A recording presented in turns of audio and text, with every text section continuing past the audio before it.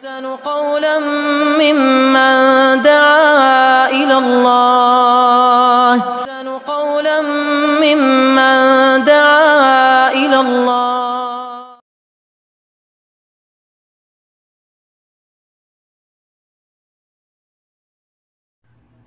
الحمد لله رب العالمين والصلاة والسلام على أشرف الأنبياء والمرسلين سيدنا محمد وعلى آله وصحبه أجمعين. Amma ba'd, Assalamu alaikum wa rahmatullahi wa barakatuh. Ngayon mga kapatid ay aking ipapakita na naman sa inyo o i-demo ang tamang pamamaraan sa pagsasagawa ng Qiyamul Layl o Tahajjud. Gaya po ng nai-request ng ating mga kapatid na ipakita rin natin na kung ano ang tamang pamamaraan sa pagsasagawa ng salat at tahajjud. So bago ko po ipakita mga kapatid, ang salatu tahajjud, yan din ba yung Qiyamul Layl? Actually, sabi ng ating mga ulama, yung Qiyamul Layl, yan na rin po yung tahajjud. Kaso lang, mayroon nagsabi sa ating mga ulama na mas malawak ang kahulugan ng Qiyamul Layl. Ang Qiyamul Layl ay saklaw dito lahat ng gawain mo na pagsamba sa gabi. Kumbaga, gagawin mo sa gabi na mga pagsamba ay tinatawag din yun na Qiyamul Layl. Magbabasa ka sa Quran, ay magbabasa ka ng Quran sa gabi. At hindi ka matutulog. So ang tawag doon ay Qiyamul Layl din. Yung magdedikar ka sa gabi, ang tawag doon ay Qiyamul Layl. Yung magsasala ka, ang tawag doon ay Qiyamul Layl. Samantala ang tahajjud ay gigising ka ng madaling araw at isasagawa yung sala. Kaya ito tinawag na tahajjud. Ibig sabihin ay galing sa pagtulog din gigising, pagkatapos ay magtatayo ka ng sala. Ngayon, alam natin na nandito tayo ngayon sa buwan ng Ramadan. Sinabi ng propeta sallallahu alaihi wasallam, "Man qama Ramadana imanan wa ihtisaban, ghufira lahu ma taqaddama min dhanbi." Ang sino man, sabi ng propeta sallallahu alaihi wasallam, na itayo niya yung sala sa gabi ng Ramadan na may pananampalataya sa Allah subhanahu wa ta'ala at paghahangad ng gantimpala, ay patatawarin sa kanya ng Allah subhanahu wa ta'ala ang kanyang mga nakaraang kasalanan. Itong tarawih, mga kapatid, ay tinatawag din itong Qiyamul Layl. Itong tarawih ay tinatawag din itong Qiyamul Layl. So, hayaan nyo muna na ipaliwanag ko muna sa inyo. Actually, itong Qiyamul Layl, mga kapatid, ay napakainam na sala. Ang propeta sallallahu alaihi wasallam tinanong siya, ayu salati afdalu ba'dal maktubat. Anong sala, sabi niya? Anong sala, sabi ng mga sahaba, ya Rasulullah, ang pinakamainam na sala pagkatapos ng mga obligadong sala? So, sinabi ng propeta sallallahu alaihi wasallam na as-salatu fil layl o ang Qiyamul Layl, yung tahajjud. Ito po yung pinakamainam na sala pagkatapos ng mga sala ng tahajjud. At ang tahajjud, mga kapatid, ito yung kaugalian ng mga sinaunang mga matutuwid na mga tao. At ang Qiyamul Layl, mga kapatid, halos walang pinagkaiba ito sa tarawih. Kung paano natin sinasagawa yung tarawih, ganun din po yung Qiyamul Layl. Pero ganito, paano kung sa tarawih ay hahatiin ko? So, hayaan nyo munang sagutin natin muna lahat yung tanong. Hahatiin ko yung kalahati, yung 4 na raka'a, di ba? Nasanay tayo sa 8. Yung 4 na raka'a na tag-2-2, ang unahin ko munang magsagawa yung sala. And then, sa kalagitnaan ng gabi, ay idagdag ko yung 4. Bali, ang total pa rin ay 8. So, hahatiin mo. Una, after ng isya, magsasala ka muna ng 4. At tatawagin mo yun na tarawih, kasi magpapahinga ka muna. And then yung another na 4, gagawin mo yun sa mga kalagitnaan ng gabi. So walang problema doon. Okay lang yun, wala pong problema doon. Pwede rin na magsasala ka muna ng 8 rakaan ng tarawih. And then sa kalagitnaan ng gabi, magdagdag ka ulit ng another na 8. So ang total ay 16. So wala rin pong problema doon. Okay lang po yan. Sa nais na magsala ng tahajjud, mga kapatid, sa sino man na may plano na magsala ng tahajjud, wag muna kayong magwiter. Ang propeta sallallahu alaihi wasallam, sabi niya, man tama'a an yaquma akhir al-layl falyutir akhir al-layl. Kapag yung isa sa inyo ay nais niyang magtahajjud ng Qiyamul Layl, pagkatapos ng tarawih, wag muna kayong magsala ng witer. Pero paano ko yung imam nagsala ng witer? So mas mainam magsala kayo ng witer kasama niya. Pag kayong imam ay magsasala ng witr, mas mahina magsala kayo ng witr kasama niya. Okay? Dahil para maisulat sa inyo ang kumpletong gantimpala ng gabi. Ang Propeta sallallahu alaihi wasallam, sinabi niya ng sino mang nagsala hanggat sa natapos yung imam, ay isusulat sa kanya ang gantimpala ng buong gabi. So, paano kung nakapagsala ka na ng witr, pagdating ng tahajjud, magsasala pa ba ako ulit ng witr? Hindi na po. Hindi na po ninyo kailangan na magsagawa ulit ng witr kapag nakapagsagawa na po kayo ng witr sa tarawih. So ngayon, kukunin natin yung oras. Ano bang oras ng pinakamainam na salatu tahajjud? Ang pinakamainam po mga kapatid ay ang last 1/3 ng gabi. Hatiin nyo po sa 3 ang gabi. So magsimula kayo magbilang mula paglubog ng araw hanggang sa pagsikat ng fajar o pag-adan ng fajar. Hatiin nyo po sa 3. Halimbawa, dito po sisikat yung araw. Di po ba? Dito sisikat yung fajar. So, ang pinakamainam na oras ng tawag dyan, ng tahajjud, ay dito po banda sa oras na yan.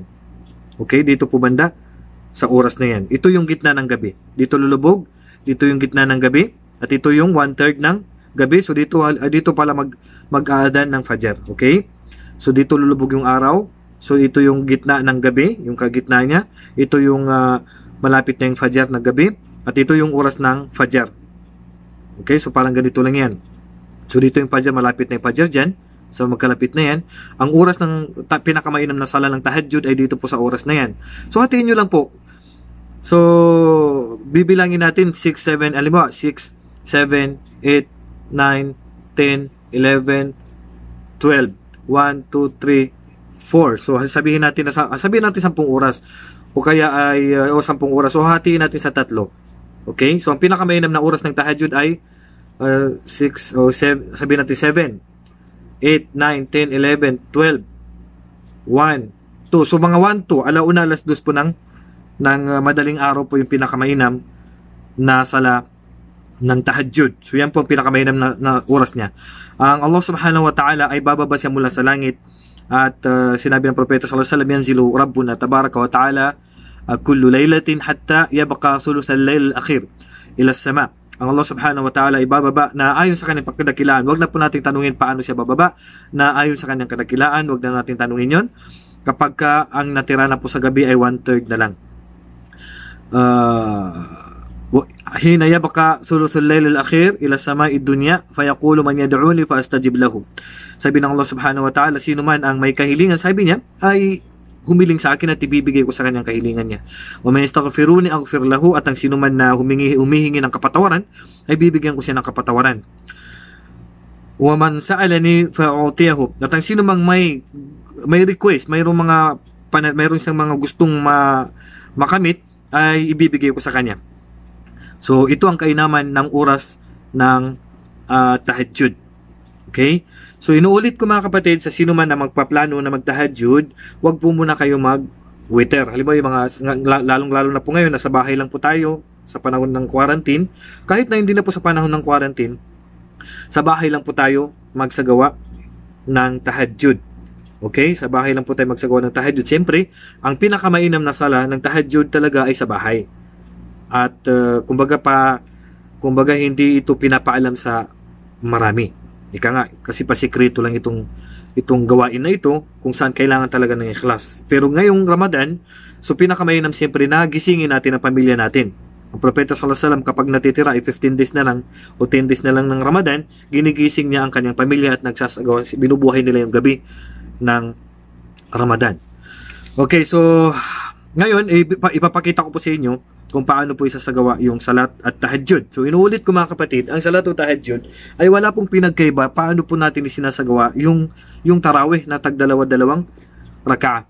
Okay? Pero yung oras lang po niya ay pinakamainam po pagka last 1/3 na po ng gabi. So inuulit ko, bibilangin mo lang yung oras, then hatiin mo sa 3, yung pinakahuling pangatlo, yun po yung oras na pinakamainam sa sala ng tahajjud. At bago po yan, pinakamainam po na tahajjud mga kapatid ay dinalakasan natin yung basa natin. Malakas po yung basa. Okay, so ganito po.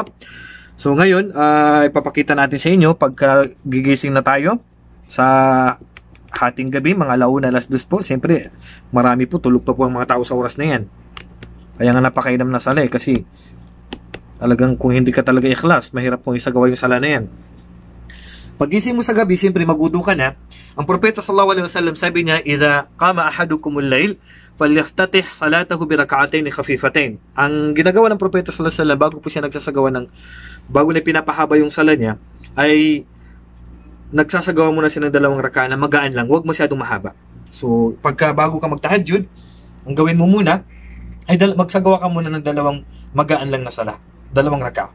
So, ang salatu tahajjud ay tag-2 raka'a. Tapos ang sunna po ay lakasan po yung pagbabasa natin. Okay? Lakasan po yung pagbabasa.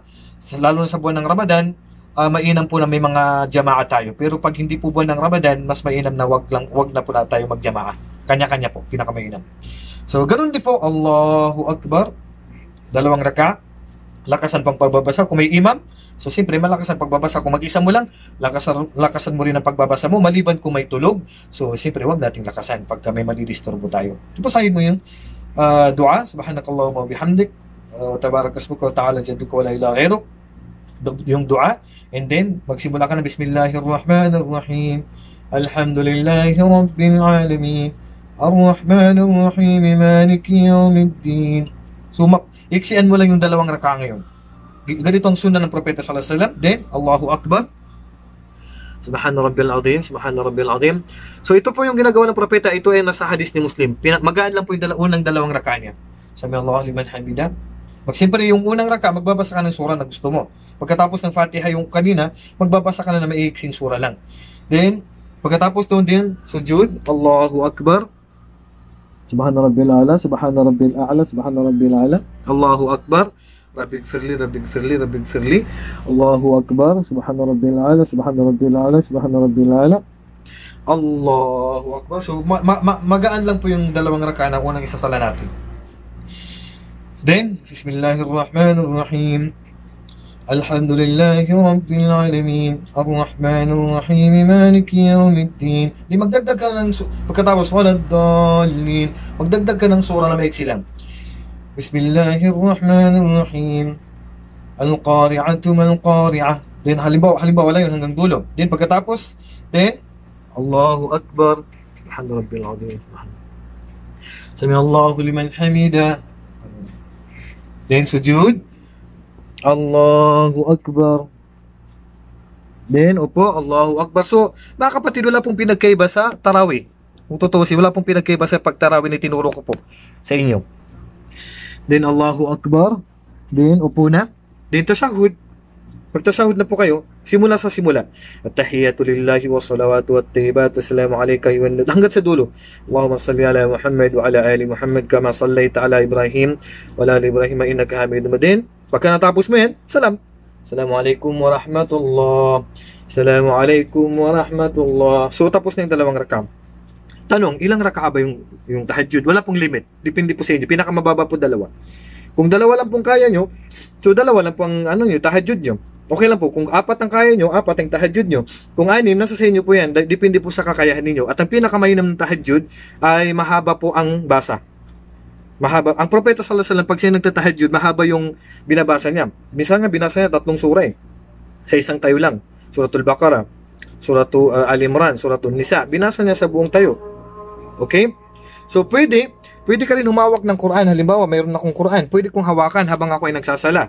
So, halimbawa, dahil gusto kong mapahaba yung aking sala, so titingnan ko itong Quran ko habang nagsasala. So, pwede yan. Then, sa pangalawang, itong kasunod na, itong kasunod na idadagdag mo mga raka'a, dito pwede mo nang habaan. Okay? So, simulan natin demo. So, halimbawa, wala akong hindi ako marunong, wala akong sa ulo ng Quran. So, ang gagawin ko, hawakan ko yung Quran ngayon. So, pwede nyo pong hawakan pati cellphone. Kung wala kayong Quran dyan, pwede nyo pong hawakan yung inyong cellphone at doon nyo po titingnan yung Quran kung paano po para po hindi kayo mahirapan. So, ganito lang po. Mahawak ako. Allahu Akbar. Alhamdulillahi Rabbil Alamin. So, siyempre, tulad ng tinuro ko sa inyo, may dua pa rin siyempre. Subhanakallahumma bihamdika. Ito, basahin mo muna yun. Yun. Hindi po obligado, pero yun po ang sunnah. Then, Bismillahirrahmanirrahim. Alhamdulillahi Rabbil Alamin. Ar-Rahmanir-Rahim. Maliki Yawmiddin. Iyyaka na'budu wa iyyaka nasta'in. Hanggang dulo. Then dito, pwede mo nang habaan.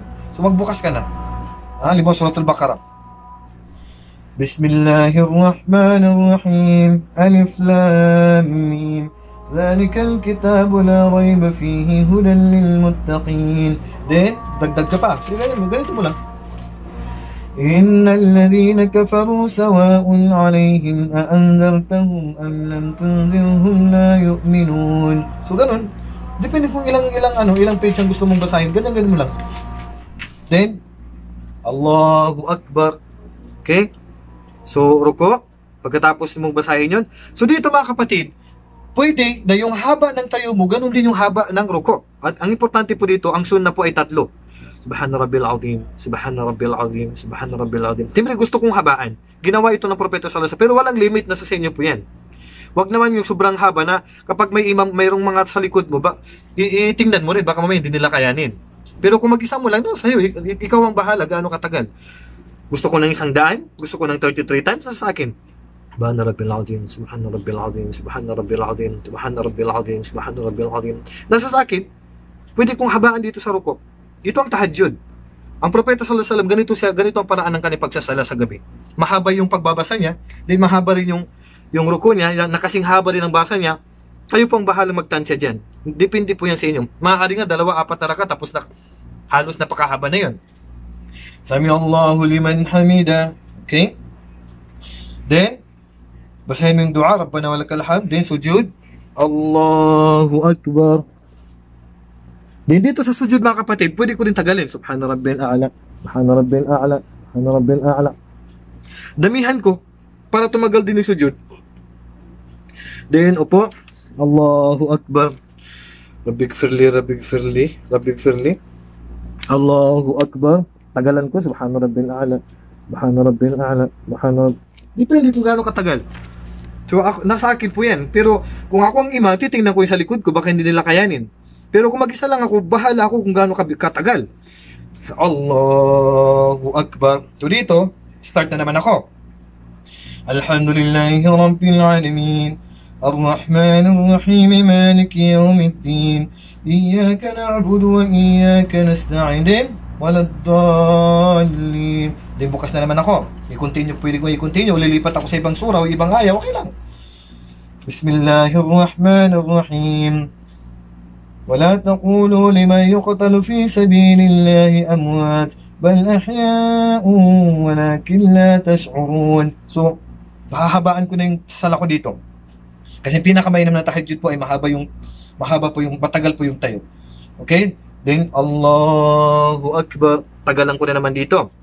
Subhana Rabbil Azim, Subhana Rabbil Azim, Subhana Rabbil. Kayo pong bahala. Basta importante po, pinakamababa po, 3, yun po ang sunnah. Subhana Rabbil Azim, Subhana Rabbil Azim, Subhana Rabbil Azim, Subhana. Tagalan nyo po, may nang po, wala pong problema. Sami Allahu liman hamida. Rabbana wala pa. Allahu Akbar. Pinakamainam po, may lagayan po kayo ng Quran nyo. So, halimbawa, may ganito kayo sa harap nyo, di ba? Ilagay nyo na pagka nagsujud na po kayo. Para hindi nyo po mailagay sa sahig. Then, tagalan mo naman, Subhana Rabbil A'la, Subhana Rabbil. So, depende po sa inyo mga kapatid, kung gaano po kadami ang inyong mga tasbih. Then, pag upo na, 2 raka, upo naman kayo. Then, magtasyahud na, mula't simula. At-tahiyyatu lillahi was-salawatu wat-tayyibatu. Assalamu alayka ayyuhan nabiy wa rahmatullahi ta'ala wa barakatuh. Assalamu alayna wa alayhi. Then tuloy-tuloy mo na, Allahumma salli ala Muhammad wa barik ta'ala Ibrahim wa ala Ibrahim. Hanggat sa dulo. Then Assalamu alaykum wa rahmatullah. Assalamu alaykum wa rahmatullah. Tapos ako sa 4 na rakaan na 'yon, di ba? So, dito kung gusto kong tumigil na, wala nang problema. Tapos na ako ng tahajjud, gusto ko pang magdagdag, nasa sa akin. 6 o 2. Pinakamababa po ng tahajjud ay 2. Ang ginagawa ng Propeta Sallallahu Alaihi Wasallam, bago siya nagsisimula magtahajjud, nagsisimula muna siya sa 2 maiksi lang na 2 raka. Then, doon na, pinapahaba na niya. Eh, kung may hawak ka ba naman ng Quran, nasa sayo talaga kung gaano katagal. Yung ruko mo, damihan mo yung babasahin sa ruko. ikaw, ilang gusto mo? 100, 1,000, nasa iyo. Hindi po problema yun. Basta importante ay tatlo po ang pinakamababa dapat kasi yun po ang sunna ng propeta sallallahu alaihi wasallam. Pero wala pong naitala ng propeta ay ito lang dapat sabi niyang dami kasi ang nabanggit sa hadith, kung gaano katagal yung tayo niya, ganun din katagal yung kanyang ruko. So hindi po ibig sabihin na kailangan kung isang oras yung tayo, isang oras din yung ruko niyo. So nasa inyo yan kung gaano po katibay, katikas ang inyong katawan. Basta laging titingnan ang nasa likod nyo kasi mamaya kayo ang mag-imam tapos yung sa likod nyo ay mahihina. So kayo po ang tumingin sa kanilang sitwasyon, okay? So ngayon, kung gusto ko pa magdagdag ako ulit. Tayo na naman ako ulit. Kung gusto ko na marami, gusto ko ng 4 na raka, gusto ko ng 2 raka, gusto ko ng 6 na raka, nasa akin po yan. So dagdag ako ulit. Ganun, dagdag ako ulit. Allahu Akbar. So kung ano yung ginawa ko nung kanina mga kapatid, ganun lang. Subhanakallahumma wa bihamdik. Basahin ko naman yung dua. Bismillahirrahmanirrahim. Alhamdulillahi Rabbil Alamin. Ar-Rahmanir Rahim. Then, pagka matapos ko, hanap na naman ako ng ano. Kahit sana, bahala na kung ano yung mabuklat ko. Okay, lagyan ko na palatandaan. Hawakan ko lang para hindi ako malipat sa iba. Then, pwede akong hanap ako ng ibang aya. Bismillahirrahmanir Rahim. Lan tanalul birra hatta tunfiqu mimma tuhibbun. وَمَا تُنْفِقُوا مِنْ شَيْءٍ فَإِنَّ اللَّهَ بِهِ عَلِيمٌ. So ituloy-tuloy ko nito. So nasa sa akin na po. Then pagkatapos, siyempre mahaba-haba na. Then Allahu Akbar, habaan ko na naman dito. So dito kung 3 lang ang babasahin ko, Subhana Rabbil Azim, Subhana Rabbil Azim, Subhana Rabbil Azim. Walang problema. Hanggang doon lang ako, okay lang. Ang tatagalan ko na lang yung tayo ko, yung pagbabasa lang ng Quran. Okay? So sa ruko, 3 lang basahin ko, okay lang yun. Pero nasa sa inyo pa rin. Kung gusto kong gawing 20, 100, 1,000 na sa akin, o 3 lang, okay lang. Sami Allahu liman hamida. Ibig sabihin, ang mahaba sa akin yung pagbabasa ng Quran. Maaari din na mahaba sa akin lahat. So lahat yan ay nasa option po ninyo. Ganyan po kagaan ang ating relihiyong Islam. Then balik ulit, sujud, Allahu Akbar. Habaan mo, 3 lang, o gusto mo ng marami, Allahu Akbar. Rabbil firli, Allahu Akbar. Subhana Rabbil. Nasa sa akin, dadamihan ko. Then, balik ako pangalawang raka'a. Allahu Akbar. Basa ako ulit ng surah. Pagkatapos ng Fatiha. Bismillahirrahmanirrahim. Alhamdulillahi Rabbil Alamin. Ar-Rahmanir-Rahim. Maliki Yawmiddin. Then, pagka natapos, then, dagdag na naman ako. Nasa sa akin kung ilang page na naman babasahin ko. Pwede bang kailangan pa pantay-pantay yung babasahin kung ilang page? Nasa sa inyo po yan. Ikaw gusto mo buong Bakara? Tapos yung pangalawang raka, medyo mababa, nasa sa inyo po yan. Babasa naman ako, Mathalul jannati allati wu'idal muttaqun. So, iba na naman nabuksan kong aya. So, hindi naman obligado na kailangan magkakasunod-sunod yung aya ng aking babasahin. Hindi pagkatapos nun, then, ruku', Allahu Akbar, nasa sa akin kung hahabaan ko hindi, Subhana Rabbil Azim, Subhana Rabbil Azim, nasa sa akin kung 3 lang ba o dadamihan ko. Then, Sami Allahu liman hamida. Then, Allahu Akbar. Okay, so ganun po gagawin natin. Allahu Akbar. Subhana Rabbil Ala. 3, pinakamababa. O dadamihan ko, nasa akin yun. Allahu Akbar. Rabbing firli. Rabbing firli. Rabbing firli. Allahu Akbar. Subhana Rabbil Ala. Subhana Rabbil Ala. Nasa akin kung habaan ko. Di, upo na ako. Ulit. So, pang-6 na to. So, ganun lang po mga kapatid. Parang tarawih lang. Then tashahud ako, magsisimula ako sa simula. Tahiyyatu lillahi wa salawatu wa tayyibat. Okay. So patapos na ako. Assalamualaikum warahmatullah. Assalamualaikum warahmatullah. Ngayon, minsan may mga tanong. Pwede bang magdua sa sujud habang nakasujud ako? Ganito. Siyempre nakasujud ako. Wala akong alam na dua eh. Anong sasabihin ko? Tagalog ko na lang. Ya Allah, biyayaan niyo po ko. Ya Allah, ng maraming kayamanan, maraming anak. Ya Allah, bigyan niyo po ko ng magandang trabaho. Ya Allah, pwede ko pong banggitin lahat ng gusto kong dua sa sujud. Kung hindi ako marunong sa Arabic at hindi ako marunong sa mga dua ni tinuro ng propeta, ganun po. Basta banggitin niyo na po. Then pwede rin pagkatapos magsalam, Assalamualaikum. Then dua. Okay, so walang problema na magdua pagkatapos magsalam. Ya Allah. Okay, pwede rin. Kung yun ay kung nakapag-witr ka na. Pero kung hindi ka pa nakapag-witr, siyempre, tapos na yung tahajjud mo, 6 na yung nagawa natin, ikaw gusto mo pa magdagdag, ulit, gawin mo lang yung ginawa ko, then, dapat magsala ka pa ng another na para sa witr. Kung hindi ka nakapag-witr, kaya dapat sa mga may plano magtahajjud, wag mo na kayo mag-witr.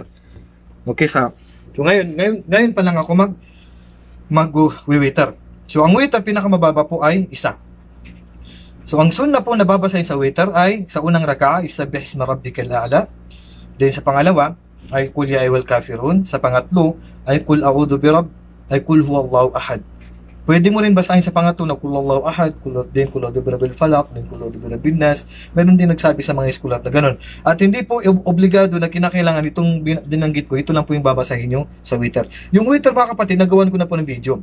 Pwede nyo pong panoorin yung paano po isasagawa ang witr. So tatapusin kong tahajjud ko sa pamagitan ng witr kasi nagtahajjud ako. Pero kung nakapag-witr na ako, biglang napagplanuhan kong magtahajjud, pagkatapos ng tahajjud, wag nyo na pong ulitin ang witr. So, yung witr, pag naisagawa ko yung witr, halimbawa, isang raka'a, tatlong raka'a, so tapos na ako, then, siyempre, magtataslim na naman ako, pangatlong raka'a na halimbawa, naituro ko na po yung gustong panuorin, paano po isagawa yung witr, tingnan nyo lang po yung aking video.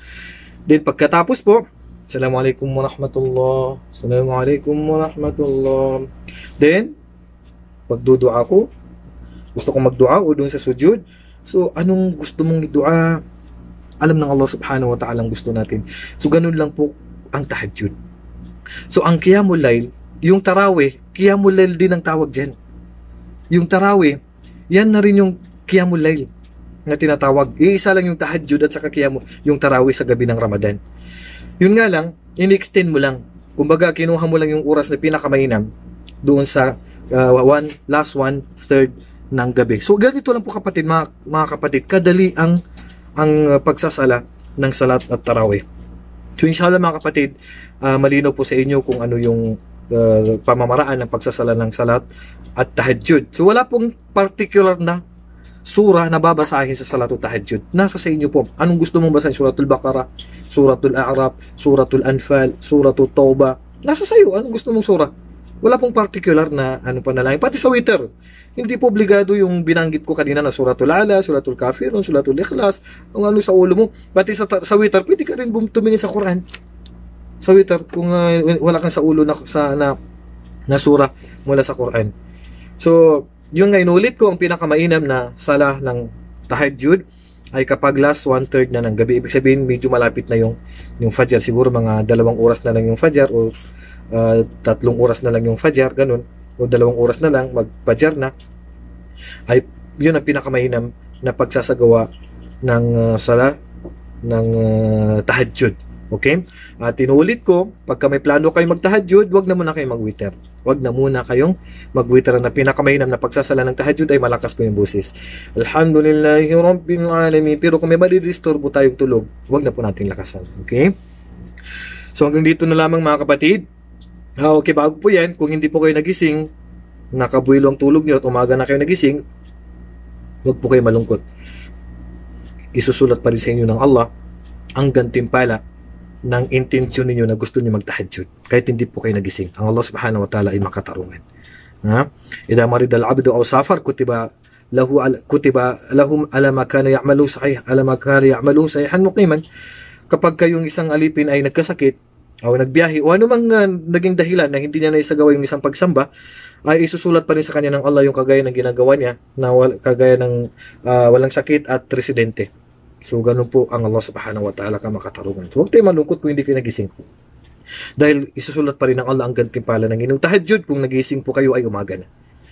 So, hanggang dito na lamang. Sana napulutan po natin ng aral kung paano po ang tamang pamamaraan sa pagsasagawa ng salat at tahajjud. So, pinakamainam, inuulit ko, matulog muna kayo. Huwag po muna kayong magpuyat na walang tulog. Gawin lang po natin yan, lalong-lalo na pag 15 days na po yung natira sa Ramadan, pwede po yun. Kasi kung wala namang problema hindi matulog, basta po makapagsala po tayo ng Fajr. Ang problema kasi hindi natutulog din, hindi na nakakagising ng Fajr. Okay? So wallahu a'lam wa sallallahu ala nabiyyina Muhammad wa ala alihi wa sahbihi ajma'in. Assalamu alaikum wa rahmatullahi wa barakatuh.